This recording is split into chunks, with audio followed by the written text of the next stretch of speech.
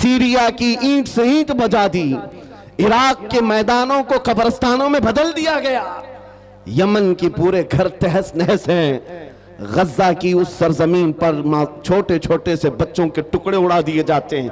फिर भी मौलाना स्टेज पर बैठ कर कह रहा हो मेरा दीन गालिब आएगा।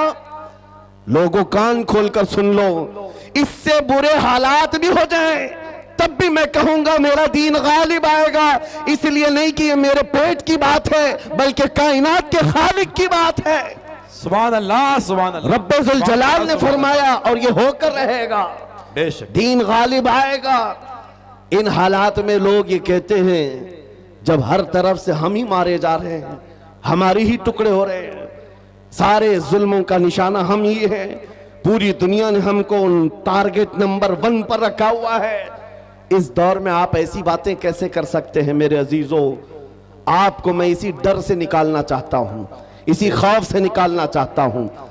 आपको पता है हम नए अंदाज के ये सारे हालात देखने वाली कौम से ताल्लुक नहीं रखते, हम तो उस कौम से ताल्लुक रखते हैं जहां 14 सदियों से हमारे बड़ों ने हमें करबला की दास्तानें सुनाई।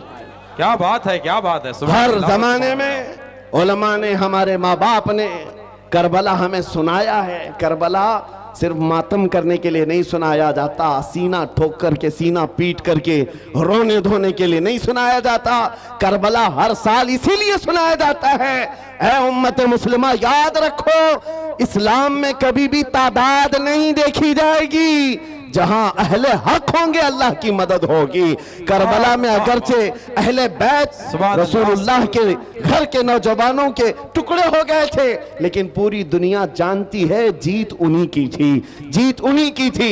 इसी तरह आज मैं कहता हूं, गज्जा को अगर जालिम जबरूती ताकतें मिलकर के तहस नहस कर डालें, उन 20 लाख मुसलमानों को मार कर खत्म करके सहरा भी बना दें, तब भी हम कहेंगे कि गज्जा के अहले हक ही जीत पाए हुए हैं, फतह उन्हीं की है। इसलिए कि ये हालात गुजर जाएंगे, फिर ऐ कुत्तों थोड़ी देर का इंतजार करो, कुछ देर की खामोशी है, फिर शोर आएगा। आज कुत्तों का वक्त है, कल हमारा दौर आएगा। सुभान अल्लाह, अल्लाहु अकबर, या रसूल अल्लाह, जिंदाबाद जिंदाबाद, वाह वाह, माशाअल्लाह, सुभान अल्लाह, सुभान अल्लाह, सुभान अल्लाह, सुभान अल्लाह। तवज्जो, मैं बात अब नामों से रिसालत के मुतालिक अर्ज करता हूं। जिसने इस टॉपिक को पकड़ लिया, हुजूर पाक की इज्जत को, और वो अपनी जिंदगी में उसकी अहमियत को समझ लिया, मेरे अजीजों, सिर्फ फिर वो बुलंदियों का ही सफर करता है, फिर वो उरूज की तरफ है, और उसकी ताकत का लोहा पूरी दुनिया मानती है। मैं चंद मिसालें आपके सामने रखूंगा। जानते हो, खुलफाए राशिदीन में सबकी अपनी फजीलतें हैं, लेकिन खलीफा दुव्वम फारूक आजम सैयदना उमर इब्न खत्ताब रदी अल्लाह ताला अन्हु के जलाल का और उनकी अजमत और हैबत का एक अलग अंदाज था। कैसर और किसरा भी थर थर कांपते थे, और वो नंगी पीठ पर पीपल के दरख्त के नीचे सोने वाला गुलाम रसूल, लेकिन पूरी दुनिया ताकत का लोहा मानती थी। वजह क्या है? वो इश्क रसूल से भरा हुआ सीना लेकर चलता था। उमर फारूक के पास सबसे बड़ी चीज क्या थी जानते हो? एक बार आपको जब अमीरुल मोमिनीन कहकर पुकारा गया, आपके आंसू निकल आए। लोगों से कहा, ऐ लोगों सुनो, मैं अपनी हैसियत बताता हूं। मेरी हैसियत क्या है? मैं खत्ताब का बेटा उमर हूं। बचपन में मुझसे 2 बकरियां नहीं संभाली जाती, मेरे बाप से मैं रोज मार खाता था। मैं बकरियों को संभाल नहीं पाता, मेरे बाप मुझे रोज मारते थे। खत्ताब का बेटा वो उमर हूं, लेकिन आज इस दौर में 36 लाख स्क्वायर किलोमीटर पर तन्हा उमर की निगरानी है। मिस्र भी, फिलिस्तीन भी, इराक भी, शाम भी, यमन भी, अरब का ये हिजाज और नज्द का इलाका पूरा एक उमर इब्न खत्ताब की निगरानी में चल रहा था। जो इस दौर के तकरीबन 36 लाख स्क्वायर किलोमीटर की बात होती है, तन्हा निगरानी चल रही है। लेकिन उस उमर इब्न खत्ताब ने यह नहीं कहा ये मैंने अपने ताकत के बलबोते तुम पर हुक्मरानी कायम की है, मैं अपने अदल के बलबोते तुम पर इस हुक्मरानी का तख्त बिछाया है। नहीं, लोगों से कहा क्या लोगों, ये जो आज मुझे हैसियत मिली है इसलिए नहीं कि खत्ताब का बेटा उमर हूं, इसलिए कि मोहम्मद अरबी का गुलाम उमर हूं। सुभान अल्लाह, सुभान अल्लाह, अपनी निस्बत सुभान जब अल्लाह, हुजूर से मजबूत करें, दुनिया उसकी ताकत का लोहा मानती है। नामूस रिसालत की हिफाजत पर जो आए हैं मैदान में, अल्लाह करीम ने उनके बाजुओं को ताकत बख्शी है और कुफ्फार और मुशरिकीन के सीनों में उनका रौब डाल देता है।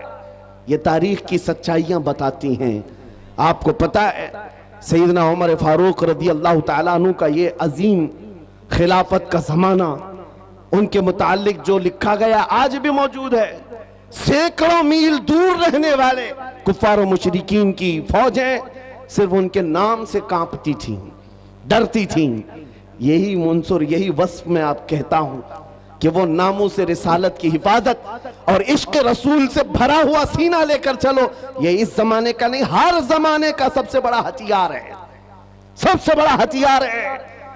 लोग आज ये कहते हैं, बाज लोग जो मेरे साथ हर जलसे में इन्वेस्टिगेशन करते भी रहते हैं, हर जगह चलते रहते हैं, कई मर्तबा हमारे इलाके में भी आए और वो बार बार हमसे ये इन्वेस्टिगेशन करते हैं, आप चाहते क्या हिंदुस्तान में, जहां जा रहे हो ये पूरे मजमे को जमा कर रहे हो और जज्बे में और इनको जोश दिलाकर खड़ा कर रहे हो, क्या चाहते हो। उनको शायद ऐसा लगता होगा कि हम कोई बहुत बड़ी ऐसी तंजीम बना रहे हैं जो बम बांध करके कहीं उड़ जाए, उन्हें शायद ऐसा लगता हो, इसीलिए बार बार इस चीज की तलाश में सरगर्दा है।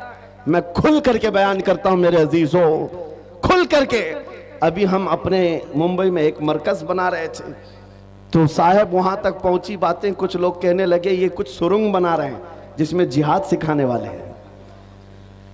छोटा सा एक नामों से रिसालत के तहफ्फुज की खातिर एक मरकज बनाने की बात की तो ऐसी बातें फैलाए। याद रखो हम सुरंग में नहीं सिखाते, खुले मैदान में सिखाएंगे।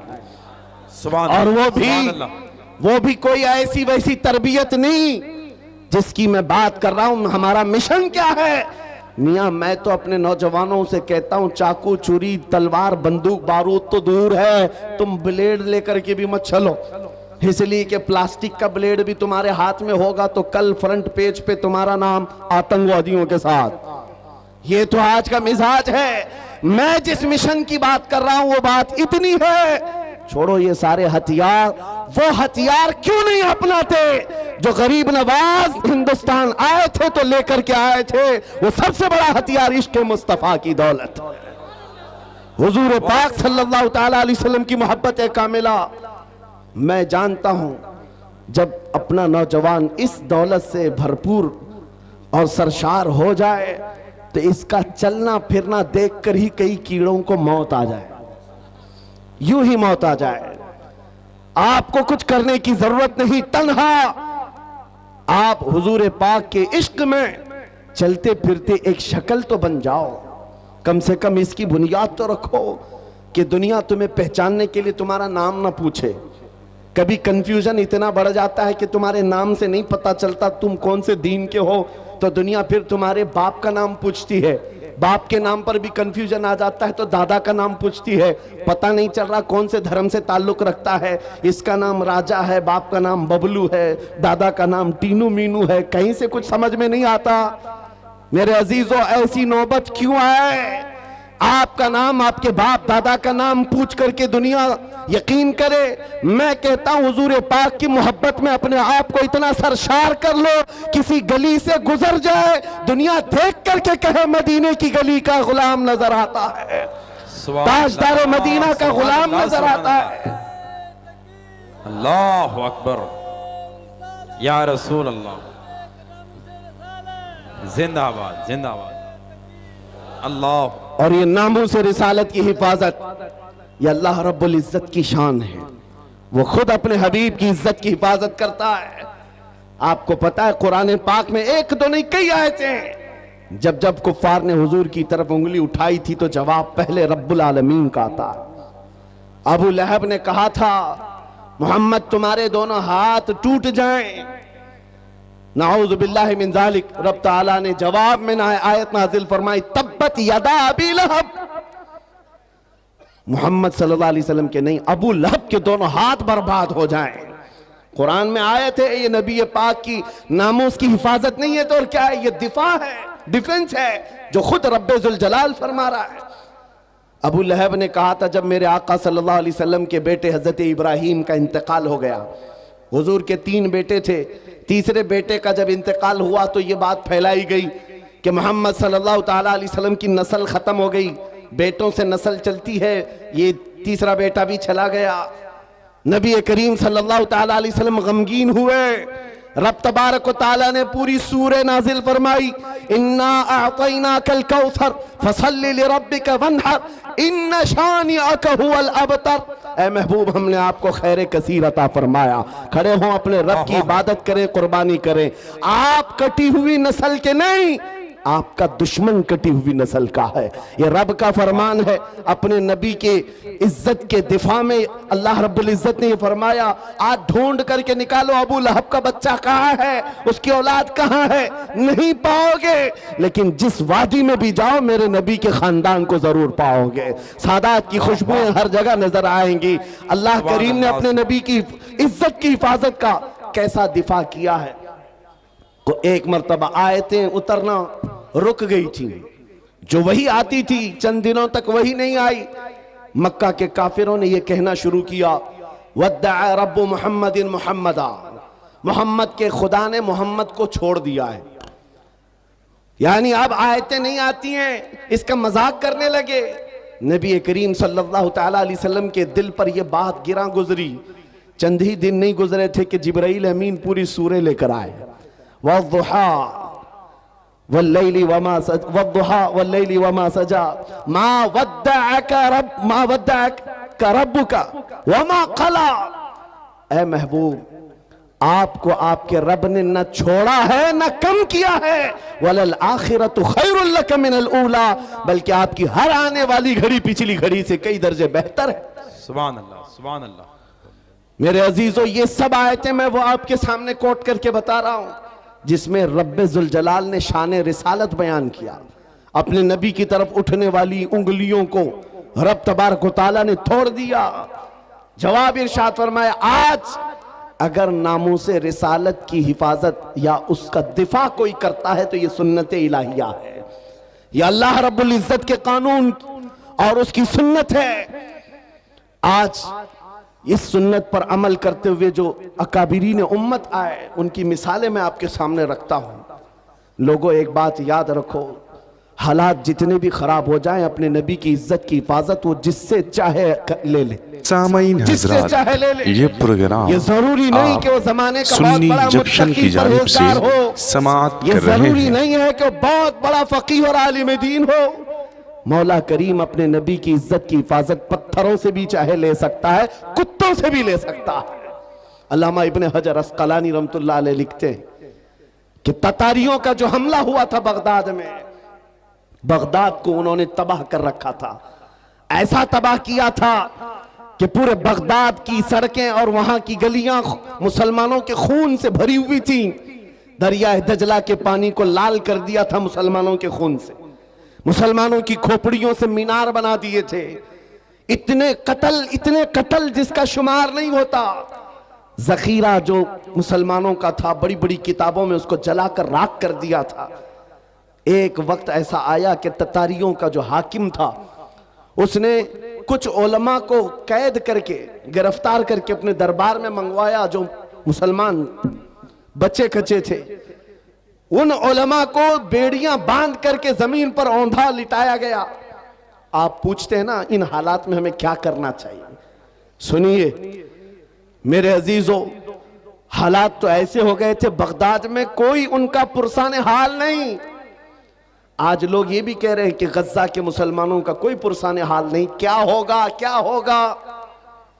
तवज्जो, उन उलमा को कैद करके बेड़ियां बांध करके जंजीरों में बादशाह अपने दरबार में औंधा लिटाया है।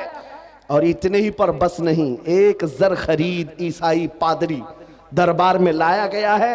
उसको नजराना सिर्फ इस बात का दिया जा रहा है कि वो रसूलुल्लाह की शान में गालियां दे, हुजूर की शान में गालियां दे, इन मुसलमानों के दिलों को जलाए। हर जमाने में दुनिया ये जानती है मुसलमान कत्ल से उतना डरता नहीं है जितना रसूल पाक की इज्जत पर कोई उंगली उठाता है तो उसे तकलीफ होती है। और है यह हकीकत है, हमारे बहुत सारे जुल्म और सितम हम बर्दाश्त कर लेते हैं, लेकिन नबी पाक की शान में अदना तौहीन बर्दाश्त नहीं होती। उस जालिम ने एक ईसाई पादरी को दरबार में बुलाया और कहा इनके नबी की शान में गालियां देते रहो, तुम पर पैसे लुटाए जाएंगे। और वो गालियां देने लगा। कौन है वहां पर जो हिफाजत करे मेरे नबी के नाम की इज्जत? कौन है, कौन हिफाजत करेगा? जो उलमा थे वो तो जंजीरों पे कैद हैं। कौन है? अल्लाह करीम जब चाहे जैसे चाहे हिफाजत करता है। दरबार में बादशाह का एक कुत्ता था जो सोने की जंजीर से कोटे पर बंधा रहता था, एक खूटे पर बंधा रहता था। जैसे ही वो पादरी गालियां देने लगा, वहीं से कुत्ता भौंकने लगा, जोर जोर से भौंकने लगा। दरबारियों ने कहा कि तेरा बयान शायद कुत्ते को अच्छा नहीं लग रहा है, इसलिए कुत्ता भौंक रहा है। ईसाई पादरी ने कहा वो तो जानवर है, मेरा बयान क्या समझेगा। दूसरी बार गालियां देने लगा, कुत्ता फिर भौंकने लगा। फिर लोगों ने कहा तेरे बयान पर ही कुत्ता भौंक रहा है। उस ईसाई पादरी ने कहा मेरे बयान पर नहीं भौंक सकता, उसे क्या खबर है। तीसरी बार जब नबी पाक की शान में हर्जा सराई शुरू किया, उस कुत्ते ने जंजीर तोड़ दिया और उछल करके ऐसे दरबार में आया, उस ईसाई पादरी के सीने पर चढ़कर उसे दम सदन में चाक करके दो टुकड़ों में बदल दिया। उस कुत्ते की हैबत ऐसी तारी थी, पूरे दरबार में सिपाही से लेकर बादशाह तक हर आदमी खड़ा रह गया और कुत्ते को देखने की भी ताब नहीं थी। ऐसा लगता था कोई शेर बबर आया हुआ है। उस कुत्ते की हैबत से लोग डरे हुए थे।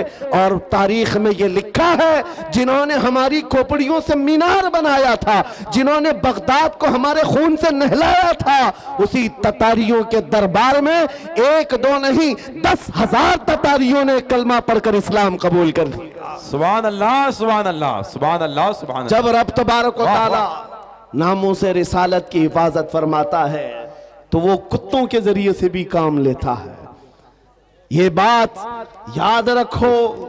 और दुनिया को भी मैं ये बताता हूं, हमें कैद कर देने से या हमें फांसी दे देने से इस्लाम का खात्मा नहीं होगा। कुछ लोग ये समझते होंगे, आपको पता है तारीख में जब मुरादाबाद में किफायत अली काफी रहमतुल्लाह ताला अलैह को फांसी पर चढ़ाया गया था, अंग्रेज 8 दिन तक जश्न मना रहे थे। एक ऐसे मौलवी को हमने फांसी पर चढ़ाया है जिसकी जुबान चलती थी तो हजारों लोग उसे सुनते थे और पूरे लोगों में उसका एक रौब था। हमने उस मौलवी को खत्म कर दिया। मुसलमानों में एक खौफ पैदा हो जाएगा, डर पैदा हो जाएगा। अंग्रेज 8 दिन जश्न मनाए होंगे लेकिन उन्हें खुदाई कानून मालूम नहीं। मुरादाबाद में फांसी पर चढ़ा रहे एक आशिक रसूल को और परवरदिगार आलम उसी मुरादाबाद के पड़ोस शहर बरेली में इमाम अहमद रजा को पैदा कर रहा है। वो ऐसा आशिक रसूल पैदा किया, जब वो जवान हुआ तो सिर्फ कलम से नहीं, सिर्फ जुबान से नहीं, बल्कि पूरी तहरीक छेड़ दी। और आज हालत ये है, अंग्रेज एक आशिक रसूल को फांसी पर चढ़ाकर ये समझते थे कि इश्क रसूल का खात्मा हो गया। नहीं, मुमकिन नहीं है। बरेली की जुबान फिर चली है तो ऐसे चली, खित्ता खित्ता आज बोलता है, डाल दी कल्ब में अज़मत मुस्तफा सय्यदी आला हजरत पे लाखों सलाम।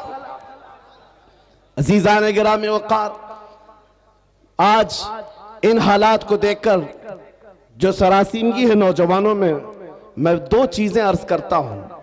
सरकार सय्यदी हुजूर हाफिज मिल्लत रहमतुल्लाह ताला अलैह का फरमान मेरे वालिद गिरामी से मैं नकल करके आपके सामने रखता हूं, जो वो अपने शागिर्दों के दरमियान कहा करते थे, 2 चीजें अपनी जिंदगी में लाजिम रखो।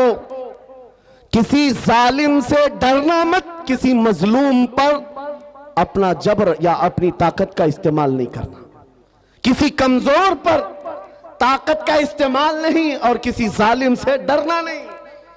ये 2 चीजें लेकर के चलो तुम्हारा कुछ नहीं होगा। कलमा तैयबा पढ़ा है और मेरे नबी की उम्मत में हो, मौत तो यूं भी किसी बिस्तर पर आनी ही है, और जब मौत आना ही है तो मेरे नबी की सुन्नतों पर आ जाए, हुजूर की मोहब्बत में आ जाए, क्या फर्क पड़ता है। अजीजा ने गिरामी वकार, इस जुमले को लेकर चले, खासकर आपके इस सूबे में, यहां लोगों को बिल्डोजर से डराया जाता है। मुसलमानों, एक छोटी मशीन से डरने वाली कौम तो नहीं हो, गैर कानूनी चीजों से बच जाओ। बिल्डोजर क्या, कई इससे बड़ी मशीनें भी आए, तुम्हें हिलाना नहीं चाहिए।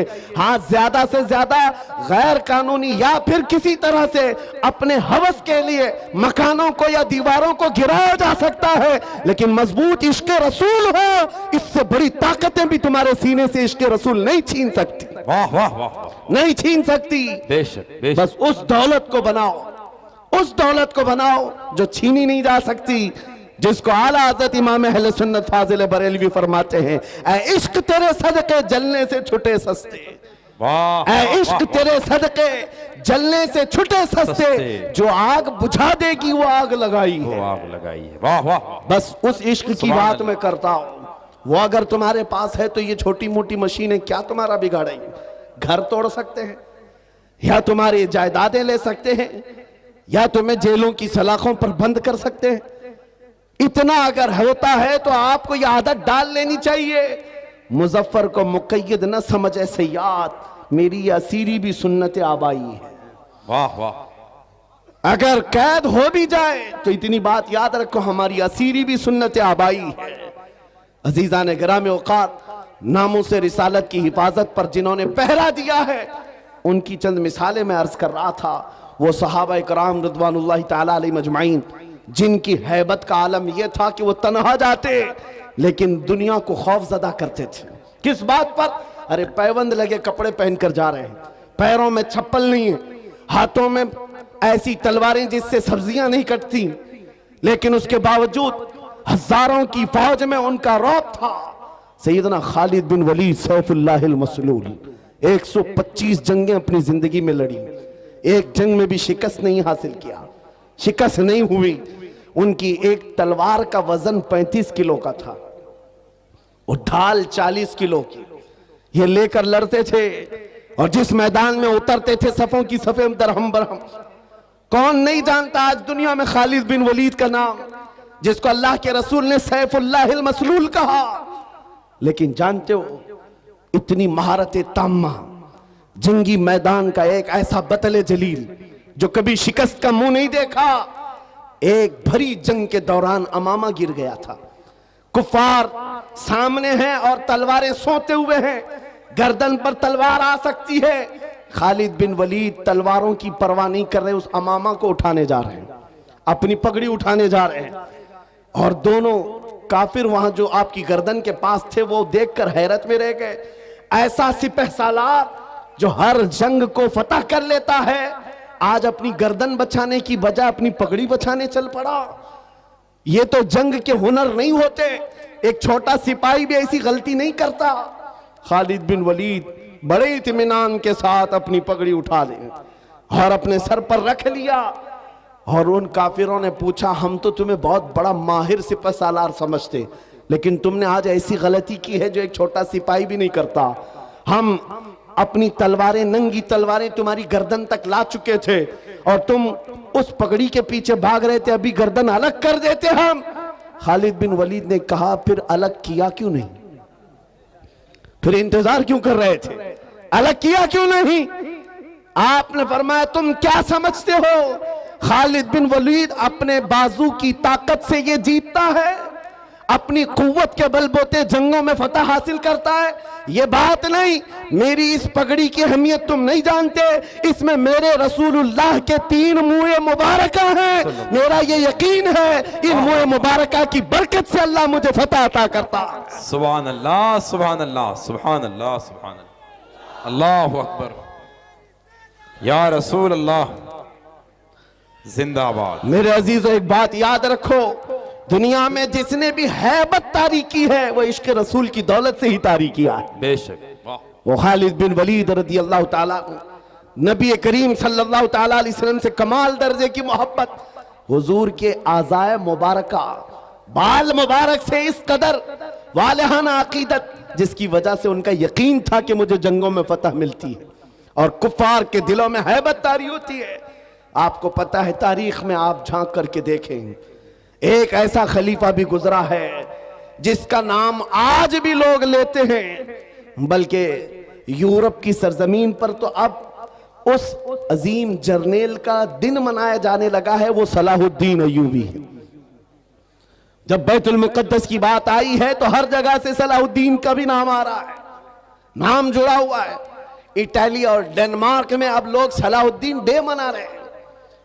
हम नहीं, दुश्मनाने इस्लाम भी कहते हैं ऐसा जर्नेल हमने देखा नहीं तारीख में, इसलिए कि 50-50 हजार लोग कैद होकर आते अगर जंग में, तब भी सबको आजाद करता था, माफ करता था, बड़ा दिल रखता था, बहुत बड़ा दिल रखता था। उस सलाहुद्दीन की बात कर रहा हूं जिसकी ताकत का लोहा पूरी दुनिया मानती रही।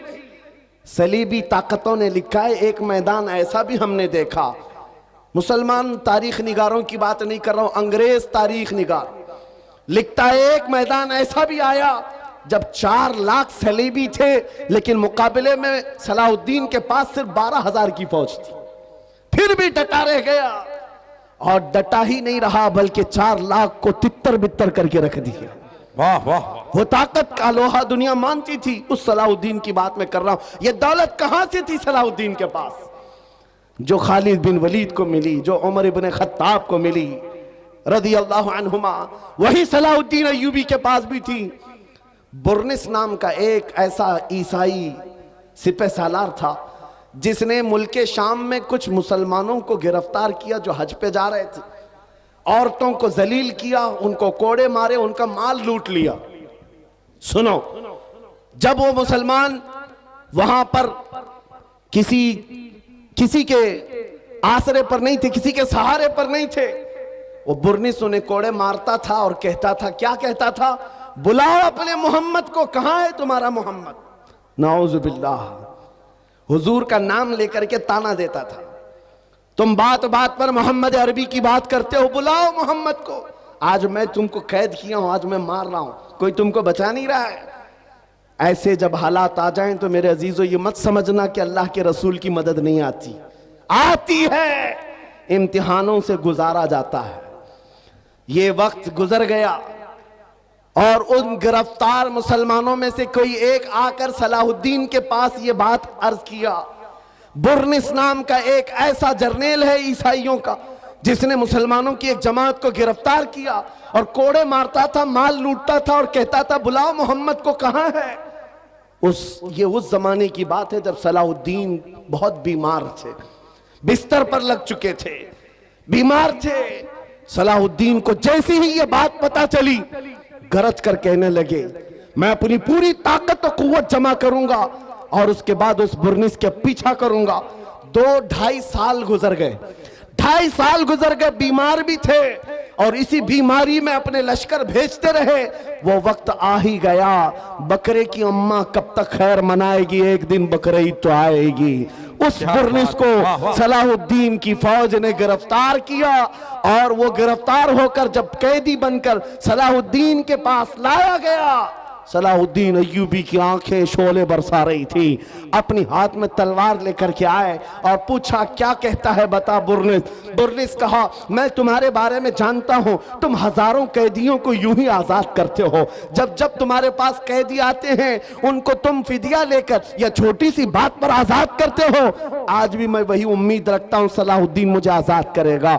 सलाहुद्दीन अय्यूबी ने कहा, हरगिज नहीं, तेरा ख्याल बातिल है, तेरा गुमान गलत है। सलाहुद्दीन आजाद तो जरूर करता है, लेकिन उसको नहीं जो नामे मुस्तफा पर उंगली उठाता है, जो मेरे नबी को ललकारता है। आज से 2.5 साल पहले तूने मुसलमानों को गिरफ्तार करके कहा था, बुलाओ मोहम्मद को, कहां है। ये देख, मोहम्मद अरबी ने तलवार देकर मुझे भेजा है तेरी गर्दन लेने के लिए।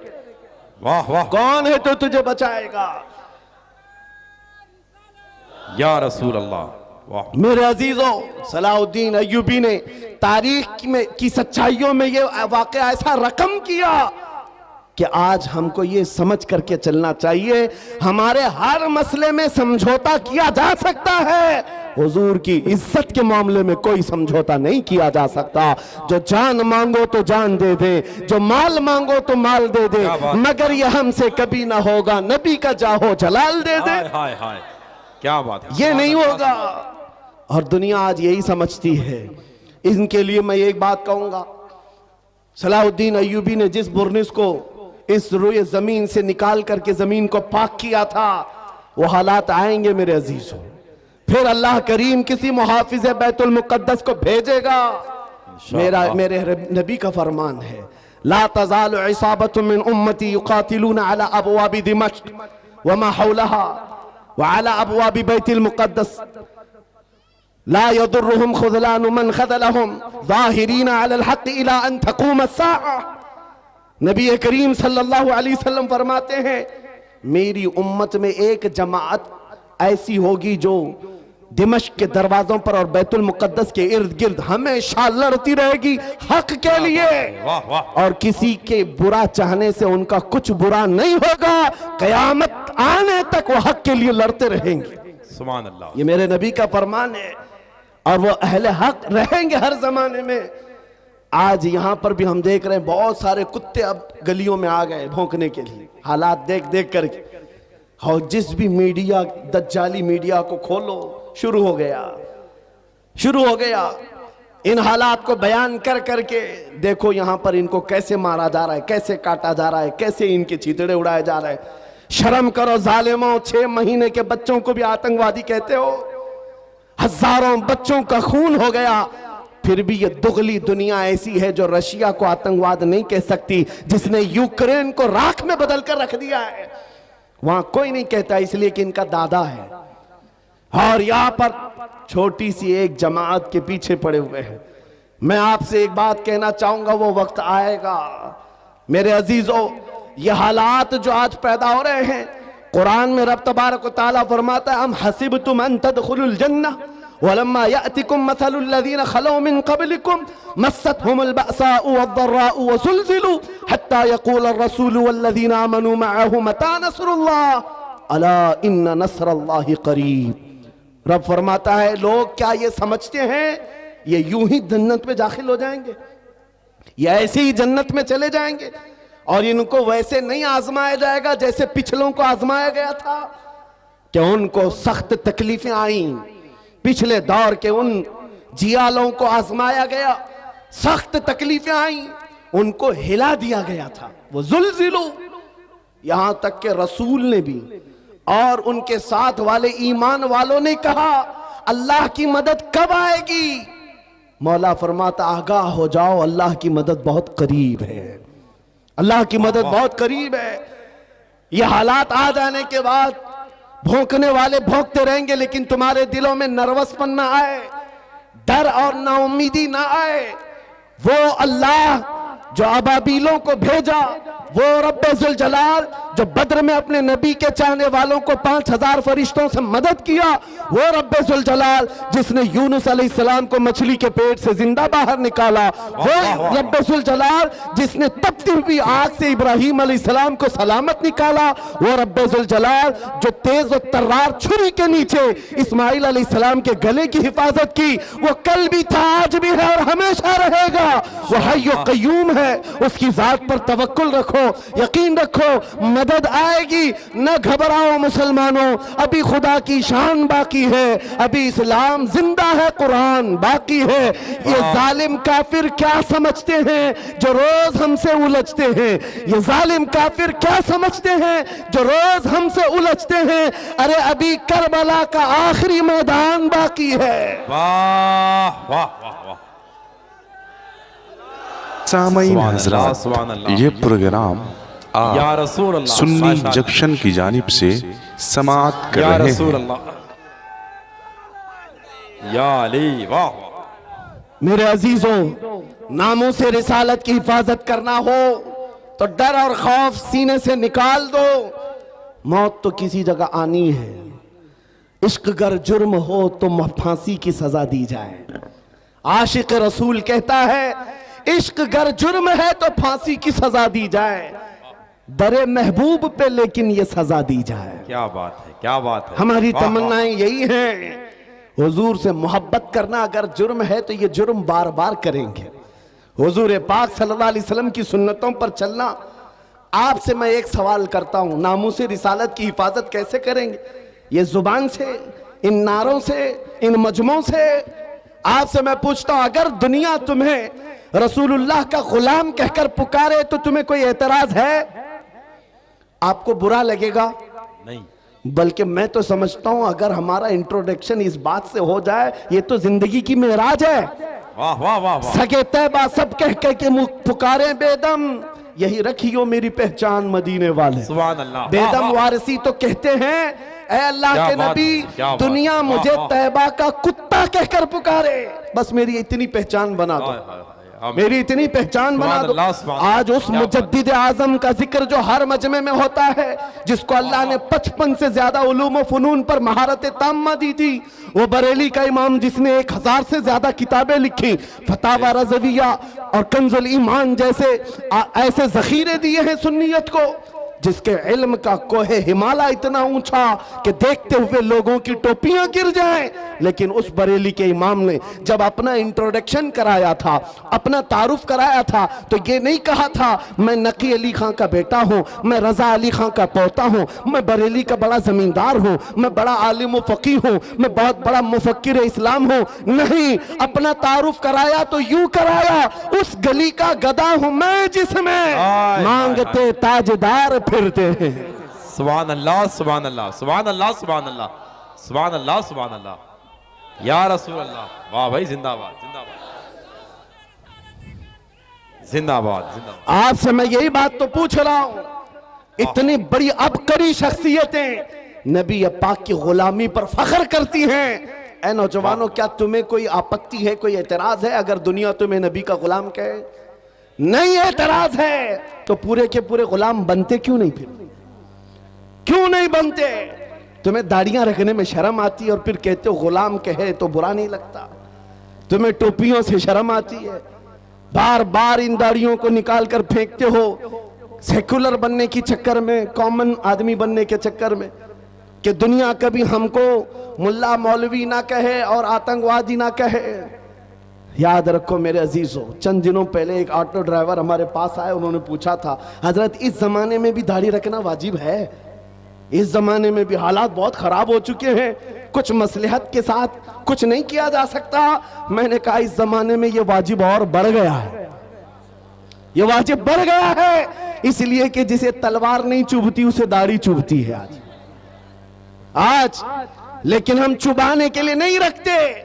मैंने उनसे कहा, साहब आपको तकलीफ किस बात की है? उस दुनिया में जी रहे हो जहां लोगों को चोटी रखने में शर्म नहीं आती, तुम्हें दाढ़ी रखने में क्यों शर्म आए?